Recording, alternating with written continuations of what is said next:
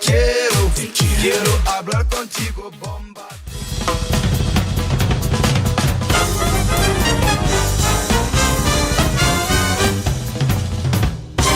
훅 인터뷰. 자, 우리 정치의 맥과 혀를 좀 시원하게 뚫어드리겠습니다. 정치하면 이 사람이 또, 협치하면 이 사람이 또 첫 손가락입니다. 자, 김성태가 풀어줍니다. 정치의 맛 시작하겠습니다. 국민의힘 중앙위원회 상임의장 김성태 의장님 모셨습니다. 어서 오십시오. 예, 안녕하세요. 의장님, 김성태입니다. 예. 무슨 일로 바쁘세요 요새는? 아무래도 뭐 전당대회가 잘 치러지고 네. 또 집권당의 면모가 네. 안정스럽게 유지된 가운데 네.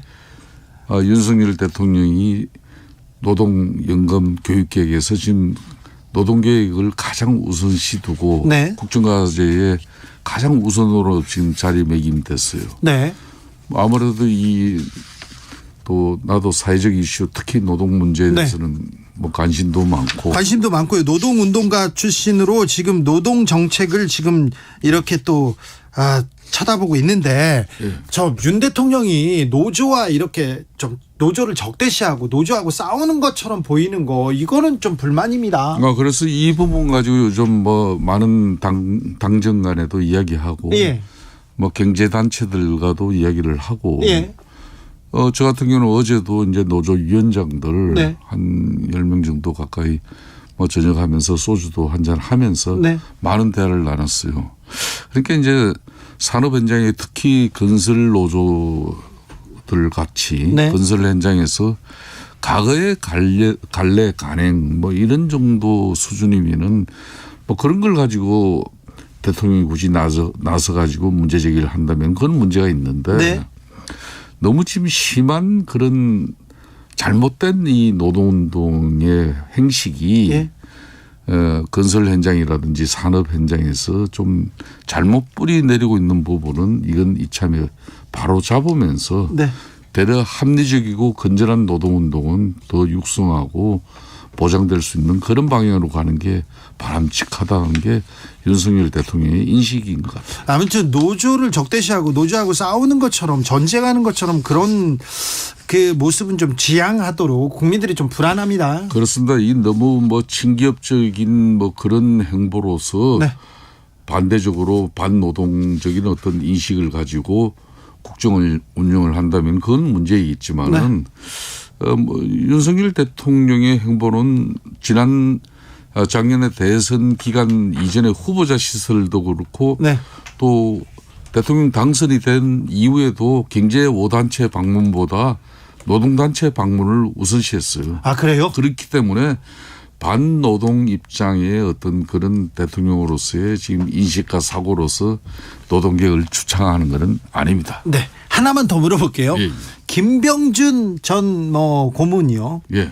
고문이 전경련 전국경제인연합회 회장으로 이렇게 가셨어요. 예. 근데 정치인이 경제단체장에 돼가지고 첫 마디가 나는 전경련 그 정경유착 고리 끊어내겠다 이렇게 얘기하는데 정치인이 정경유착 고리를 끊어낼 수 있을까요?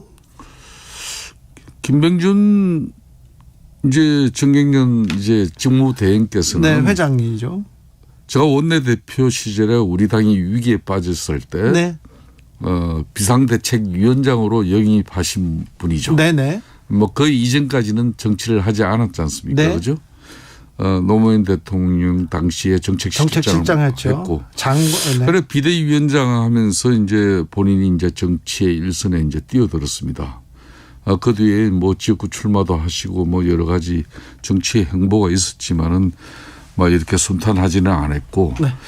이번 뭐 정경련 직무대행 사실상 정경련이 특히 문재인 대통령 이 국정운영 기간 중에는 경제단체로서 유명무실했어요. 예. 이걸 이제 윤석열 대통령 체제 이후에 이제 정경련을 다시 좀 살리는 어떤 그런 분위기 속에서 뭐 직무 대행을 맡았기 때문에 과거에는 뭐 정경유착적인 오해가 있었지만은 문재인 정권에서 실질적으로 그 활동을 제안받았잖아요. 네.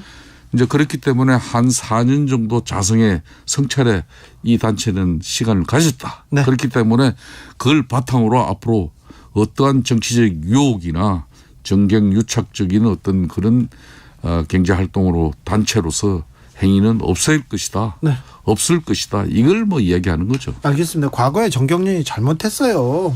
잘못한 거 많았는데 반성하고 성찰하고 다시 태어났으면 합니다. 자, 전당대 얘기 들어보겠습니다. 선거하면 김성태입니다. 선거를 워낙 많이 치르고 잘 치르고 그리고 이렇게 조직 잘 관리한다 이렇게 알려지신 분인데 후반기로 접어들었는데 지금 판태 어떻습니까? 한마디로 제가 뭐 계속 이 금주 나오면서 금요일 나오면서 예측을 해드렸지 않습니까? 네. 지난주 주말을 통해 가지고 터닝 포인트 그러니까 전환점을 안철수 후보가 만들어내지 못하면은 네. 안철수 후보 어려워진다 내가 그랬거든요. 예, 그렇죠. 그런데 지난 주말 네. 또 일주일이 지난 오늘 이렇게 객관적으로 평가했을 때 네. 그 한때 안철수 후보가 우리 김기현 후보를 45대 30 정도로 앞설 때가 있었어요. 안철수 후보가 선두를 달릴 때가 분명히 있었습니다. 그때 그게 바로 한 달 전이었어요. 예. 근데 그 이후로 예. 뭐 그때 용산에서 좀 안철수 후보의 관계에 뭐 좀 이런 경고를 받고 뭐 그런 분위기가 있었잖아요. 아무 말 하지 않으면 아무 일도 안 일어나 뭐 그런 얘기도 있었죠. 하여튼 그때 이후로 좀 안철수 후보의 대응 방식이 네. 대려 함몰되어 버렸어요. 네. 그렇기 때문에 제가 처음에서 이야기했듯이 안철수 후보는 민심의 바람을 가지고 예. 민심의 바람을 만들어서 그걸 가지고 우리 당원들 특히 네. 당심으로 만들어야만이 성산이 있는데 네. 이거는 선거는 가면 갈수록 조직 선거가 될 건데 네. 조직 선거는 절대적으로 김기현 후보가 유리하다. 네. 20년이 넘는 우리 당 정치 생활과 함께 4번의 국회의원과 2번의 울산시장을 한 사람인데 네. 이 조직적인 기반이 하나도 제대로 없는 안철수 후보 입장에서는 시간이 가면 갈수록 이 조직 프레임이 갇히는데 대략 갇혀버렸어요. 그러다 보니까 본인의 강점 그러니까 민심이 뒷받침되지 않은 우리 국민의힘 안에의 전당대회에서의 안철수의 독자적인 어떤 정치판은 만들어지지 않는 거죠. 자, 지난 주말까지 뭐 이 터닝 포인트, 뭐 결정적인 터닝 포인트를 만들어내지 못하면 안철수 의원은 철수할 수도 있다 이렇게 얘기했었는데 지난 주말에 못 만들었는데요. 못 만들었어요. 그럼 어떻게 됩니까? 그래도 지금 뭐 여러 여론조사 지표를 보면은 네. 지금 이제 비록 김기현 후보와 많은 좀 차이는 있지만은 지금 여전히 2등을 하고 있지 않습니까? 어제 발표된 리얼미터 같은 경우도 김기현 후보 44, 안철수 후보가 22 거의 뭐 더블 스코어 차이지만은 그래도 2위예요. 그렇기 때문에 김기현 후보가 만일 1차에 지금 가반을 넘겨버리면은 2차가 없어지는 전당대회가 돼요. 네. 저는 뭐 지금 현재 상황을 객관적으로 이야기해라 그러면은 이 선거는 1차에 승부가 날 수밖에 없는 거다. 자, 결선 투표 없이 김기현이 1차에서 끝낸다. 저는 그렇게 보고 있습니다. 지금 현재 추세는 그렇습니까? 이 당원들, 이 좀 당협위원장들 이렇게 보면 그렇습니까? 네, 그렇습니다. 결선 투표도 없다. 변수가 지금이요. 그런데 울산 KTX 땅 투기 의혹이 그렇게 가장 큰 이슈가 되는데도요? 그러니까 안철수 후보가 45%의 지지율도 있었다고 제가 조금 전에 얘기했잖아요. 네. 그런 지지율이 쭉 빠지고 정체되면서 지난주 같은 경우도 이 5%가 빠지는데 5%에 빠지는 게 이게 이제 천하람 후보 쪽으로 이동이 되는 거예요. 예. 또 일부는 또 김기현 후보 쪽으로 가고 이리저리 샌드위치가 되어버렸어요. 안철수 후보. 일부는 김기현으로 일부는 천하람으로 그래서 샌드위치가 돼 있는데 네. 그런 차원에서의 뭐 25년 전에 김기현 후보가 뭐 저기 땅을 뭐 이 매입한 거 가지고 지금 의미 없는 저는 말싸움이라고 봐요. 이게 뭐 이걸 25년 전에 땅 매입은 그때 당시 그 매입을 가지고 지금 투기로 몰기도 어려운 것이고 또 그렇다고 해서 이 뭐 흔히 말하는 도로 계획이라는 것도 송초로 지금 요 앞에 울산시장 시절에 민주당 시장 시절 그렇죠. 그 시장 시절에 이 뭐 도로 계획도 나온 건데 이걸 가지고 김기현이가 이게 땅 투기한 거고 이걸로 한방 끝장을 본다? 이게 별 의미가 없는 것 같아요. 그렇습니까? 예. 땅 투기 의혹이 미치는 영향은 별로 없습니까? 예, 이건 전혀 별로 없는 거예요. 만약에 예. 안철수 후보 그러면 철수할 수도 있습니까? 아, 철수는 전혀 안 되죠. 왜 철수가 전혀 안 된다면은요. 이번 만일 우리 전당대회에서 본인이 1위의 가능성이 없기 때문에 이걸 철수를 고민한다. 그러다면 본인 정치 생명이 위험해지는 겁니다. 그런데요. 끝까지 완주해야 되는 것이고 네. 그 끝까지 완주는 1차의 김기현 후보가 만약 가발을 못 넘긴다면 2차를 내다볼 수 있는데 지금 안철수 후보의 유일한 전략은 김기현 후보가 1차에 가반수를 넘지 못하도록 하는 거 그 이상 이하도 없는 것 같아요. 자, 그런데요. 예. 만약에 천하람이 안철수를 따라잡아 버린다면 황교안의 기세도 무섭습니다. 황교안이 안철수를 따라잡아 버린다면 오히려 여기서 변수가 생기고 2차 투표에서 또 다른 결정이 나지 않을까요? 저는 지금 현재까지 이 전당대회 뭐 후보들의 이 전략과 또 전술 우리 책임 당원들의 이렇게 뭐 이 성향이나 흐름을 이렇게 좀 눈옆에 이렇게 지켜보면은 큰 변화가 앞으로 발생하지 않아요. 이를 되면 조직 선거로 끝나는 건데. 아, 그래요?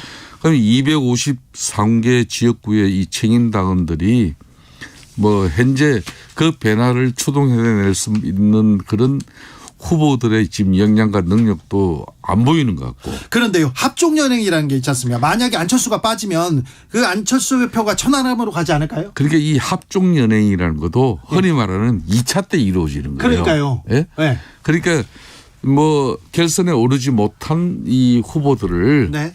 2등으로 올라온 후보가 예. 말 그대로 전략적인 도움을 싹 받는 그게 합종연행이고 그렇죠.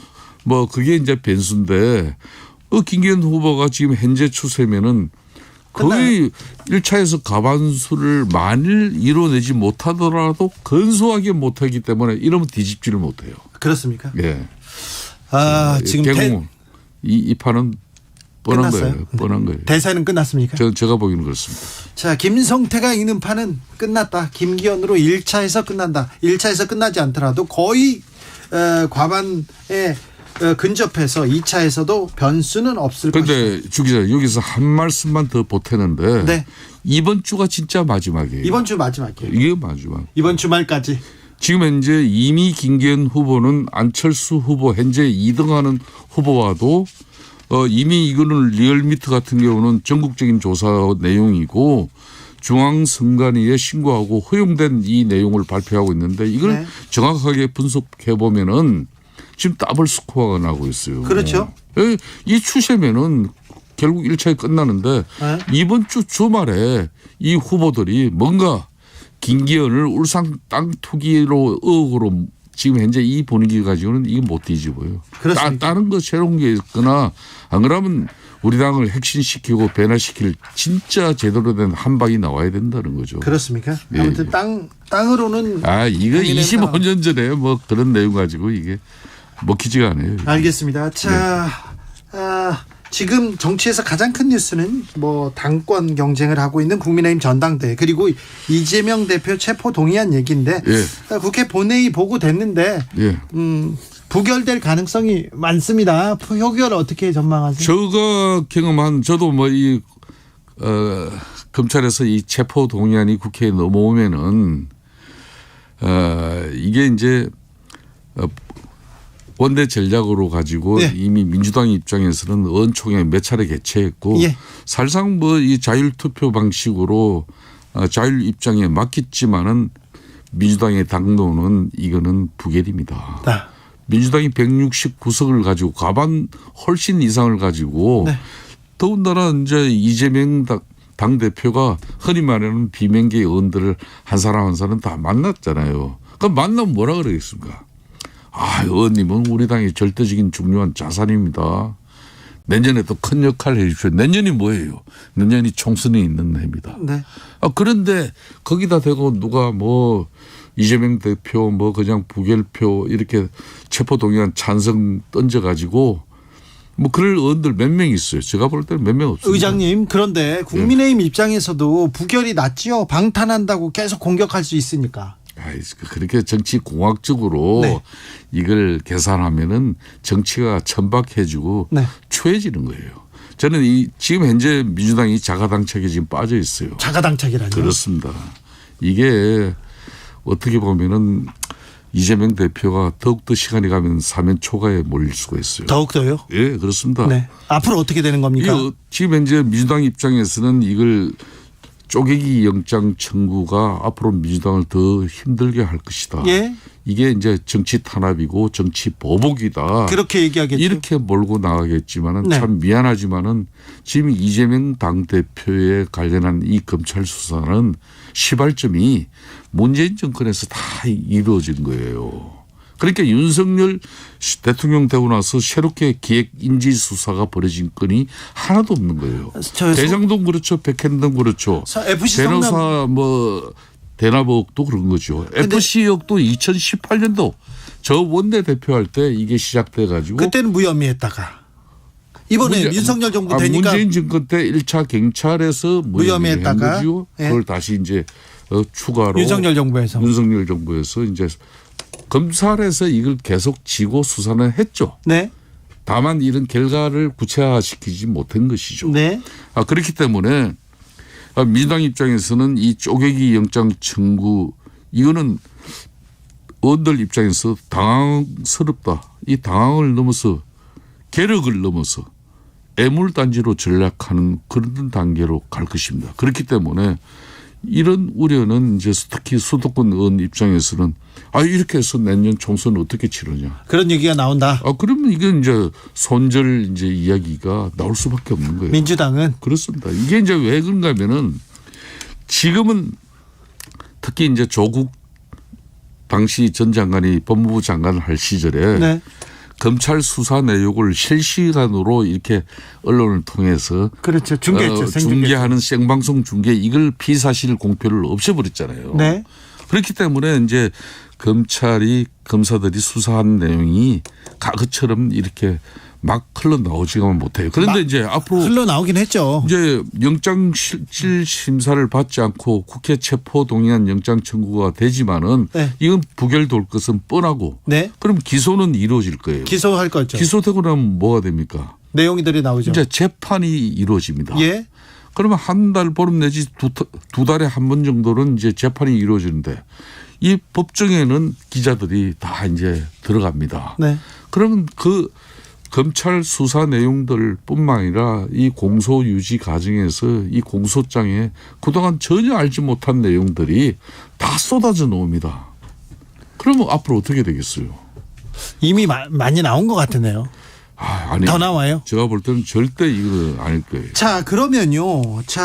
그 야당 대표에 대한 수사, 검찰의 수사가 계속되고 예. 재판도 이루어지고 이재명 대표가 재판에 계속 출석하고 그러면서 민주당에서는 검찰 공화국이다. 검찰이 정치하고 있다. 이렇게 야당 탄압한다. 얘기 계속할 거 아닙니까? 네. 지금 이런 정국이 계속되는 겁니까? 이런 정국이 계속되는 것은 대한민국을 위해서도 바람직하지 않아요. 그러니까 이 건성동 의원 사례 2018년도 건성동 의원 같은 경우는 국회 체포동의안 넘어오니까 본인이 영장 실질심사 받겠다 그러면서 제가 그때 원내대표 시절에 그때는 여야가 정치가 이루어졌기 때문에 사실상 이 체포동의안이 뭐 그렇게 큰 무리 없이 부결될 수 있음에도 불구하고 야당인 우리 당에게 이게 정치적으로 부담이 가기 때문에 자기는 영장 실질심사 받겠다. 네. 그리고 자신이 털어내겠다. 그래서 이제 재판을 받고 털어낸 거 아닙니까? 그러듯이 제가 아까도 민주당 입장에서는 자가당착이다. 왜 이렇게 참 앞으로 기소당할 것이고 또 재판을 많이 받아야 될 그런 상황이 뻔한 건데 이런 당대표를 왜 선출을 했는지. 자, 민주당은 왜 이런 당대표 선출했냐 이렇게 얘기하는데 네. 대통령은 네. 민생 챙기고 국가 경제 챙겨야 되는데 이거 경제는 안 챙기고 야당 대표만 잡으려고 한다. 대통령의 지지도 국민의힘 지지도도 그렇게 높지 않아요. 그렇습니다. 그렇기 때문에 검찰 입장에서는 저는 이 수사는 어떻게든 이제 빨리 좀 끝내야 정리하고 넘어가야 될 거 빨리 아닙니까? 끝내야 봐요. 네. 그러기 위해서는 정치권의 도움이 필요하죠. 검찰 수사가 방해받지 않도록 검찰 수사가 속도를 내서 이걸 마무리할 수 있도록 그렇게 여의도가 협조를 해줘야 되죠. 그런데 이걸 갖다 뭐 정치 검사들이 정치 보복 수사를 하고 있다 이렇게 하면은 수사하기 참 어려운 것이죠. 그런 측면에서 민주당도 이걸 오래 끌면 끌수록 전 민주당 입장에서도 좋을 거 하나도 없어요. 네. 그렇기 때문에 뭐 검찰이 수사 결과를 빨리 낼 수 있는 그런 방향 쪽으로 여의도 정치권에서도 협조할 거는 협조해 주고 진짜 윤석열 대통령께서도 이거는 검찰 수사는 검찰 수사로 끝나는 거지 이게 뭐 어떻게 국정운영에 맨날 모든 것을 여의도가 지금 현재 양당이 네. 그냥 이재명 민주당 당대표 이 수사 관련해 가지고 대치 정국으로 지금 날이 새고 있는 거 아니에요. 이거 참 불행한 일이죠. 불행한 일인데 네. 검찰 수사는 뭐 끝날 기미가 보이지 않고요. 계속해서 정치에서 검찰 얘기를 하게 될 것 같습니다.